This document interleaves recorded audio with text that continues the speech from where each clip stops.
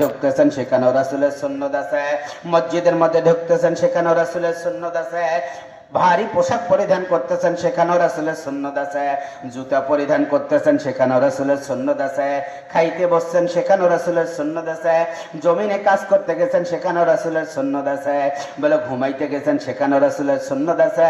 মুসলমান কা জিন্দেগি হর হালতে বন্দেগি, মুসলমান কা জিন্দেগি হর হালতে বন্দেগি। মুসলমানের জিন্দেগিটা হচ্ছে ইবাদত বন্দেগি। মুসলমানের জিন্দেগিটা কি? ইবাদত বন্দেগি। বলে আপনি যখন সকালে উঠিয়ে যখন জুতা পরিধান করবেন, বলে তখন রাসূলের সুন্নাত। বলে রাসূলের সুন্নাত কি? বলে ডান পাটা জুতার মধ্যে আগে প্রবেশ করাও, তারপরে বাম পাটা প্রবেশ করাও। একটা সুন্নাত আদায় হয়ে গেল। আর রাসূলের একটা সুন্নাত আদায় করলে একটা শহীদের গলা কাটা সব আপনার আমার আমলনামায় দিয়ে দিল। হ্যাঁ, আমি গেঞ্জিটা গায়ে দিলাম, গেঞ্জিটা গায়ে দেওয়ার সময় ডাইন হাতটা আগে ঢুকাই দেই, রাসূলের সুন্নাত আদায় হয়ে গেল।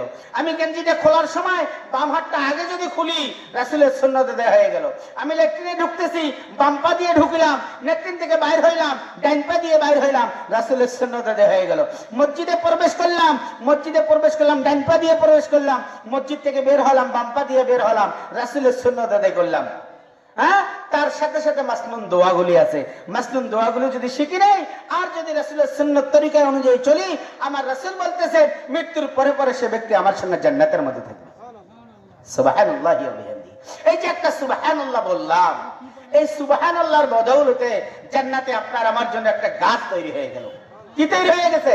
একটা গাছ তৈরি হয়ে গেছে। বলে গাছটা এত বড় যে একটা আরবের ঘোড়া 500 বছর পর্যন্ত যদি দৌড়ায়, বলে গাছের ছায়া অতিক্রম করতে পারবে না।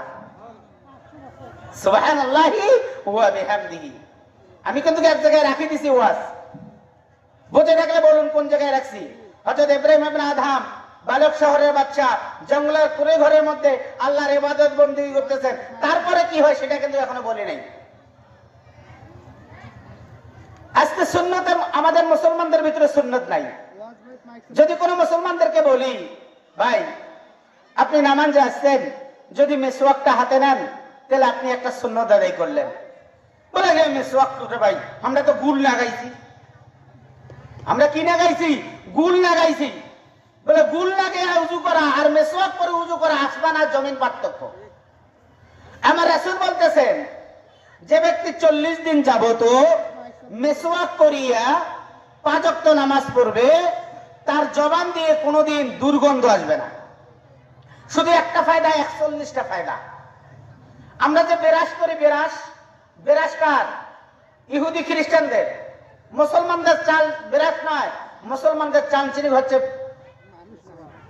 মেসওয়াক। আমি যখন মেসওয়াক করবো আমার দাঁতের 40টা ফায়দা হবে। মৃত্যুর আগে 40টা ফায়দা, মৃত্যুর পরও 40টা ফায়দা। মেসওয়াক করা লাভ আছে কি নাই? ওটা একটা রাসূলের সুন্নাত। আজকে মুসলমানদের ভিতরে শতকরা 99% লোক গোসলের ফরজ জানে না। বলে জানবে কিভাবে? বিবির সঙ্গে মিলামেশা করিয়া দিঘির মধ্যে গেছে, লাভ দিছে, গোসল করছে, উঠে গেছে, আর ওই অবস্থায় আসিয়া উজু করতেছে, উজু করে নামাজ পড়তেছে। আজকে তার নামাজটাকে বেহায়াপন অশ্লীলতা থেকে ফিরায় না। কেন ফিরায় না? বলে তার ভিতরে তো ফরজে আদায় হয় নাই। কোরআন শরীফের মধ্যে স্পষ্ট আছে, ইন্নাস সালাতা তানহা আনিল ফাহশা ওয়াল মুনকার। বলে নিশ্চয় নামাজ মানুষকে বেহায়াপনা অশ্লীলতা থেকে ফিরাইয়া রাখে। বলে আমার নামাজ আমাকে বেহায়াপনা অশ্লীলতা থেকে ফিরায় না কেন? তার কারণ কি? আমার নামাজ খুশু হয় না। আমার নামাজ হয় না মানে আমার উযু হয় না।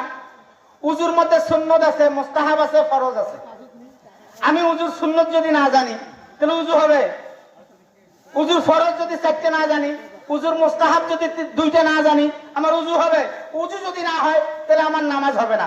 আর নামাজ যদি না হয় আমার নামাজ বেহায়াপন অশ্লীলতা থেকে ফিরাইয়া রাখবে না। তাহলে আমাকে প্রত্যেকটা রাসূলের সুন্নতের ইত্তেবাকে